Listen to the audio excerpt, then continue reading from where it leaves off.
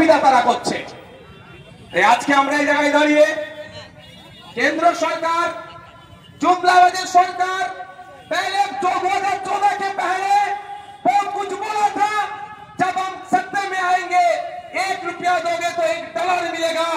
आज के दिन में हम लोग 1 रुपया दे रहे हैं, उसके बाद $1 मिल रहे, लेकिन 2014 में सिर्फ 60 रुपया देने से $1 मिलता था। लेकिन आज के दिन में कितना देश पीछे जा रहा है।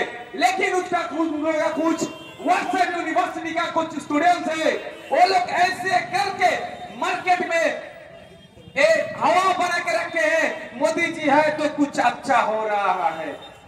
लेकिन असल में क्या हो रहा है, 2014 में 10 ग्राम गोल्ड का दाम था सिर्फ 28,000 रुपए, 28,000, और आज के डेट में आज 10 ग्राम गोल्ड का दाम है 1,28,900 कुछ, मतलब 1,00,000 मतलब 1,00,000 रुपए 2014 और 2025, इस बीच में 9 साल के अंदर 9 साल में सॉरी 11 বছরের মধ্যে 11 বছরের মধ্যে মোদী সরকার যে কেন্দ্রীয় সরকার চালাচ্ছে 1 লক্ষ টাকা 10 গ্রাম সোনার উপরে তারা বেরিয়ে দিয়েছে। এতে ক্ষতিগ্রস্ত কারা হচ্ছে? শুভেন্দু বাবু চিৎকার করছেন, দিলীপ ঘোষ চিৎকার করছেন, বিজেপি নেতারা চিৎকার করে বলছে মোদী ক্ষমতায় এসে মুসলমানদের জব্দ করেছে। কিন্তু বলুন আজকের দিনে এই মার্কেটে আমি আস্তে আস্তে দেখছিলাম, এই মার্কেটটা একটা মিনি ইন্ডিয়া। এখানে বিভিন্ন ধর্মের, বিভিন্ন জাতের, বিভিন্ন বর্ণের, বিভিন্ন জনগোষ্ঠীর মানুষ বসবাস করে। এখানে প্রচুর দোকানে দেখছিলাম মানুষজন বেরিয়েছে, তাদের মার্কেটিং করছে।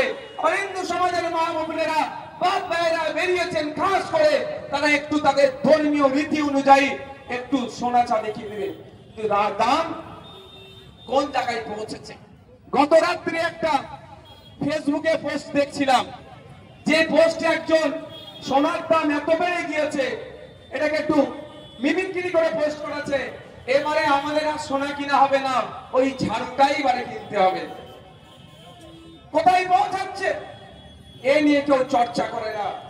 আর আমাদের রাজ্যের যিনি মুখ্যমন্ত্রী আছেন, রাজ্যের যারা মন্ত্রী আছেন, সরকারের যারা বিধায়ক আছেন, এই আজকের এই গুরুত্বপূর্ণ দিনটাতে যে কেন এত সোনার দাম বাড়ছে, কেন কন্ট্রোল করতে পারছে না দেশের সরকার, এই নিয়ে তারা কোনো টুইট করেনি।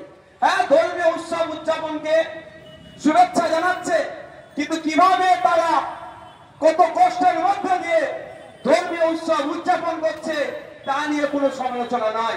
এখানেই ডিফারেন্স টিএমসির সাথে আইএসএফ এর, এখানেই পার্থক্য যে আইএসএফ কিসের মূল্যবোধের রাজনীতি করছে, ধর্মকে সামনে রেখে, ধর্মকে সামনে এগিয়ে দিয়ে এই রাজনীতি করে না আইএসএফ।